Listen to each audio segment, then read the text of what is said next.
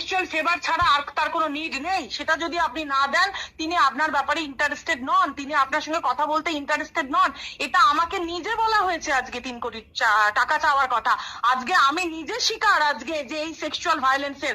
আপনি একেবারে ফ্রন্ট লাইনটাকে আজকে এক্সপোজ করে দিলেন। শুভেন্দু অধিকারী, অমিতাভ চক্রবর্তী, শ্রমিক ভট্টাচার্য, তারা টাকা চাইছে, নয়তো সেক্সুয়াল ফেভার চাইছে। আমাকে আমাদের রাজ্যের নেতা মাননীয় অমিতাভ চক্রবর্তী মহাশয় আমাকে 3 কোটি টাকার কাছাকাছি, মানে মিনিমাম কমপক্ষে 3 কোটি টাকা আমাকে পেমেন্ট করতে হবে to secure a ticket from BJP, মানে বঙ্গ বিজেপি। দেখুন, এটা একটা ওয়েল রেজিমেন্টেড পার্টি, এটা বলেই আমি জানতাম যে ওয়েল রেজিমেন্টের কথাটা এরা বলে, তারা 3 কোটি টাকা মিনিমাম চাইছে আজকে। ইভেন শুধুমাত্র তাই নয়, মহিলাদের সঙ্গে সম্ভোগের মতন ঘটনা বারে বারে। তুমি যদি টাকা দিতে না পারো তাহলে তোমাকে বিছানায় যেতে হবে কিছু শ্রেণীর নেতাদের।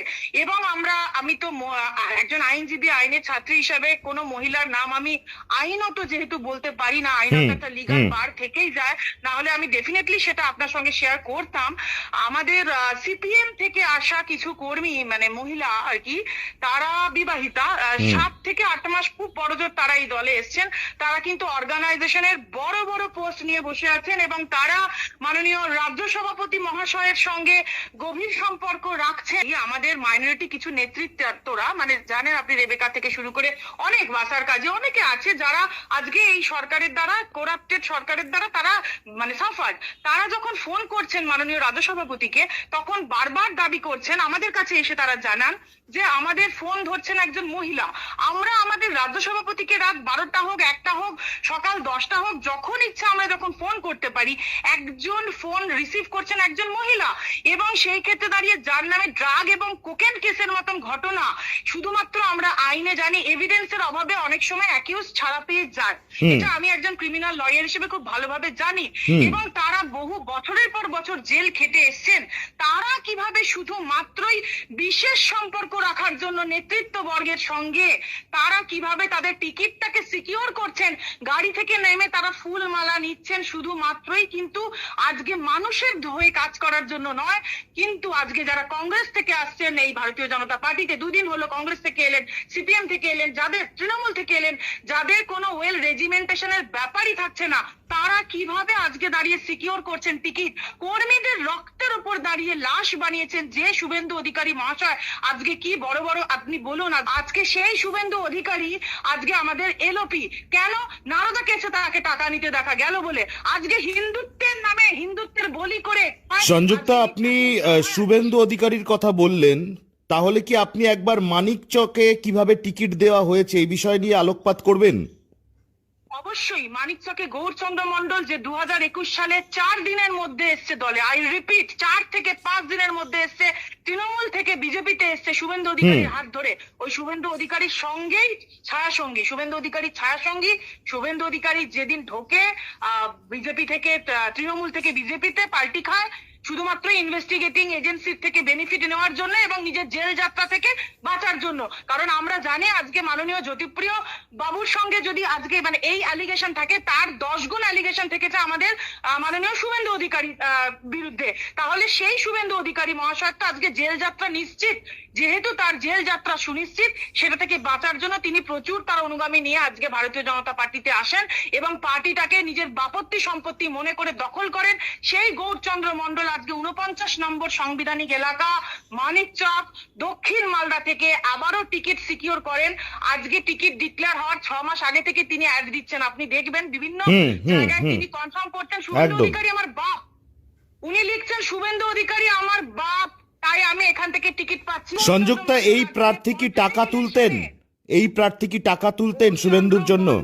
অবশ্যই প্রচুর চাকরি দেবার নাম করে লক্ষ লক্ষ কোটি কোটি টাকা তুলেছেন এবং শুভেন্দু অধিকারী মহাশয়ের পকেট ভরিয়েছেন, নিজের গাড়ি বাড়ি। আজকে বলুন, একটা 12 পাস যোগ্যতা তার, সে আমি আজকে একজন আইনজীবী হিসেবে তো মাসে খুব বড় জোর লাখখানেক টাকাও ইনকাম, খুব বড় জোর, সেটা আমাদের মানে কনফার্মেশন নেই।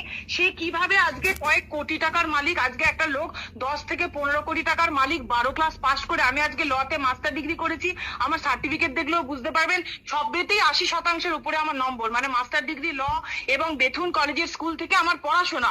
তাহলে আপনি বলুন, যে গৌরচন্দ্র মন্ডল আজকের দিনে দাঁড়িয়ে বিজেপির কর্মীদের লাশের উপর দাঁড়িয়ে, আই রিপিট, বিজেপি কর্মীদের রক্ত ঝরিয়ে, বিজেপি কর্মীদের লাশের উপর দাঁড়িয়ে ভারতীয় জনতা পার্টিকে আজকে পঞ্চায়েত নির্বাচনে হারিয়েছিল এবং তৃণমূল কংগ্রেসকে জিতিয়েছিল, সে তখন দেন তৃণমূল নেতা ছিল, সেই গৌরচন্দ্র মন্ডল আজকের দিনে দাঁড়িয়ে ভারতীয় জনতা পার্টি থেকে প্রতিনিধিত্ব করছে। সংযুক্তা, এর আগে আমরা দেখেছি আপনি বিভিন্ন সময় আপনি ভারতীয় জনতা পার্টির হয়ে একেবারে সম্মুখ সমরে লড়াই করেছেন।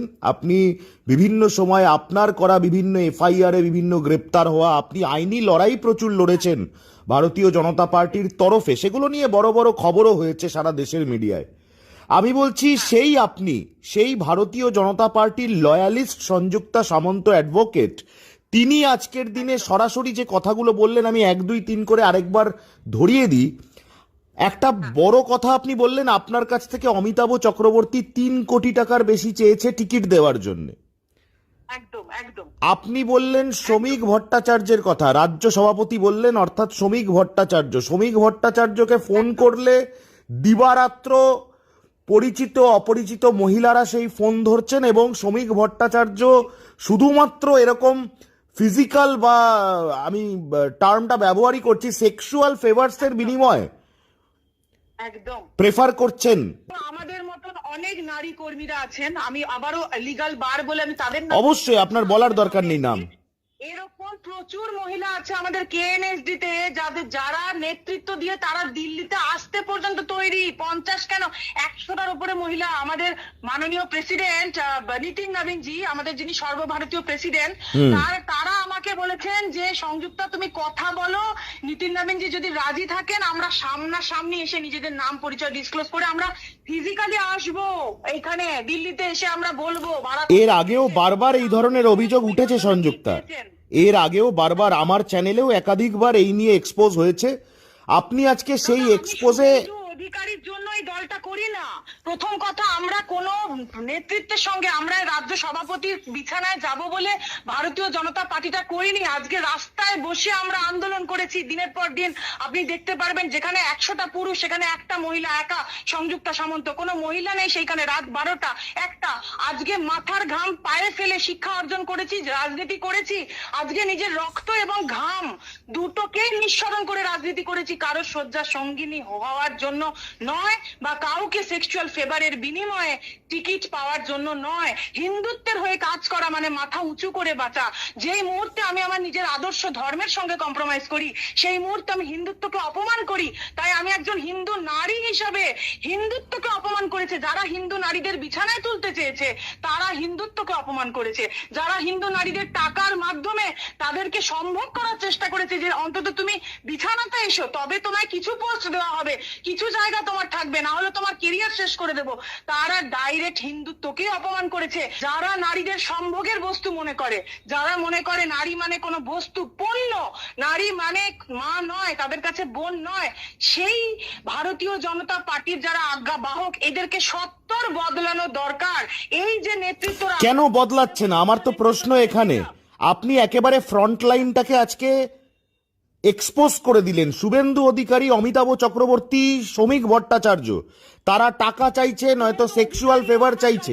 ইভেন শুধু তাই নয়, আজকে মাননীয় শ্রমিক ভট্টাচার্য মহাশয় আজকে কেন শুভেন্দু অধিকারীর সঙ্গে সেট আপ হয়েছেন এই কারণে, কারণ তার এমন কিছু আজকে ব্ল্যাকমেলিং ভিডিও বা বুঝতে পারছেন এমন তাদের যা ডার্ক পাস্ট, সেই ডার্ক পাস্টটা যদি আজকে শুভেন্দু অধিকারী এক্সপোজ করেন তাহলে শ্রমিক ভট্টাচার্য মহাশয় অনেক। এটা আপনি আন্দাজের ভিত্তিতে বলছেন না, আপনি একদম সঠিক জেনে বলছেন। আমি একজন ভারতীয় জনতা পার্টির একজন কর্মী হয়ে আজকে আমাদের কর্মী বৃন্দদের মধ্যে আমরা যখন পাগলের মতন আজকে আমরা ছুটছি, আজকে 1 সেকেন্ড 2 সেকেন্ড অন্তত আমাদের রাজ্য সভাপতি আমাদের কথা শুনবেন বলে বা কথা বলবেন বলে, সেই সময় দাঁড়িয়ে আজকে তার সেক্সুয়াল ফেভার ছাড়া আর তার কোনো নিড নেই, সেটা যদি আপনি না দেন, তিনি আপনার ব্যাপারে ইন্টারেস্টেড নন, তিনি আপনার সঙ্গে কথা বলতে ইন্টারেস্টেড নন।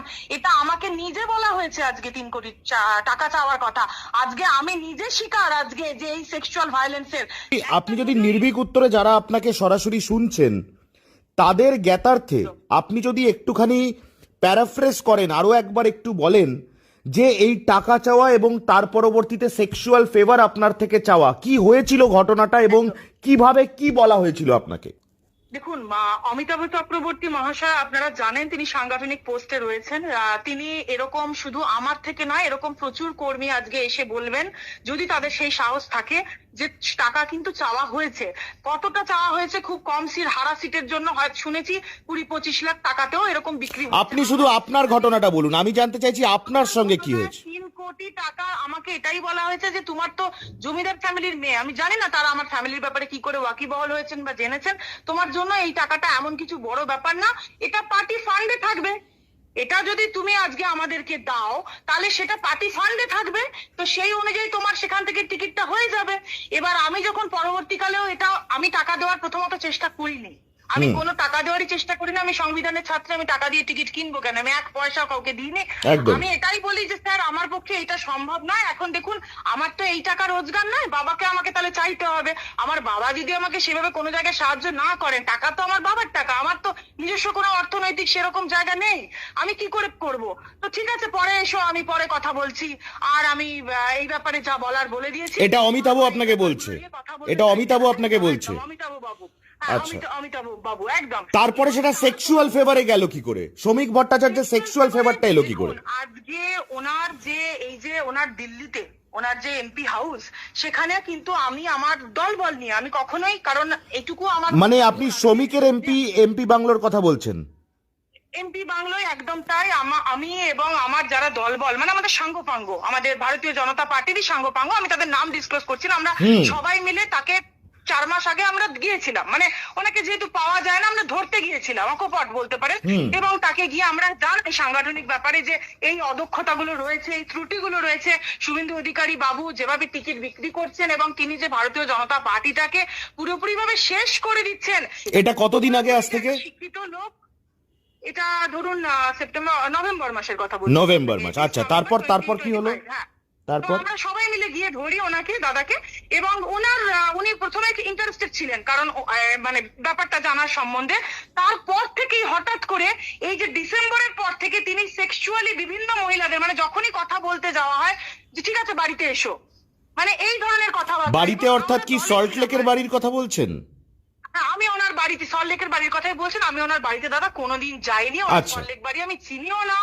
আমি পার্টি অফিসের কথাই বলছি। পার্টি অফিসে আমরা ধরুন যে কথাটা মহিলারা, গ্যাং অফ মহিলা, আমি সবসময় গ্যাং অফ মহিলার মধ্যেই থাকি, কারণ খোলাখুলি বলছি শ্রমিক ভট্টাচার্য মহাশয়কে প্রতি আমি খুব ইনকনফিডেন্ট। কারণ একটা ব্যাপার, আপনি থাকবেন, বড় বড় যারা নেতা থাকে তাদের যখন আপনি রিজেক্ট করবেন বা রিজেকশন দেবেন, তখন কি করবে তারা? এটা তো আপনি দলের বাইরে বলতে পারবেন না।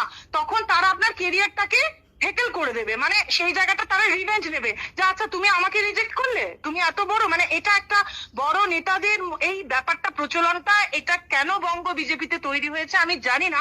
আপনি কতটা আঘাত পেয়েছিলেন যে রাজ্য সভাপতি শ্রমিক ভট্টাচার্য বলছেন যে তার বিছানায় যেতে হবে, তার সঙ্গে একা তার বাড়িতে দেখা করতে হবে, না হলে কথা শুনবেন না? কতটা আঘাত পেয়েছিলেন? আঘাত পেয়েছি দাদা, খুবই আঘাত পেয়েছিলাম। আজকের দিনেও আঘাত প্রাপ্ত অবস্থাতেই রয়েছি।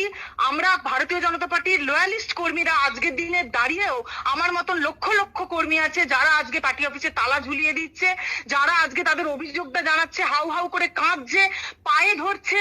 রাজ্য সভাপতির জাস্ট 2 দিন আগেকার কথাই বলছি, যে আপনি কি চোর মমতা বন্দ্যোপাধ্যায়কে সরিয়ে শুভেন্দু অধিকারীর সরকার চাইবেন? আমি উত্তরটা এটাই দিয়েছি যে আমি ধর্ষক শুভেন্দু অধিকারীকে চাইবো না। শুভেন্দু চোর, শুভেন্দু কোরাপ্ট, শুভেন্দু ডাকাত, এরকম নানা রকম অভিযোগ আমরা ইতিপূর্বে শুনেছি। ও সম্পূর্ণভাবে একটি কোরাপ্ট লোক, কিন্তু আপনি এক জায়গায় কোট একদম করছি আপনাকে, আপনি বললেন ধর্ষক শুভেন্দু অধিকারী, এর কিন্তু লিগ্যাল ইমপ্লিকেশন হবে, আপনি ডিফেন্ড করতে পারবেন? অবশ্যই আমি ডিফেন্ড করতে পারবো।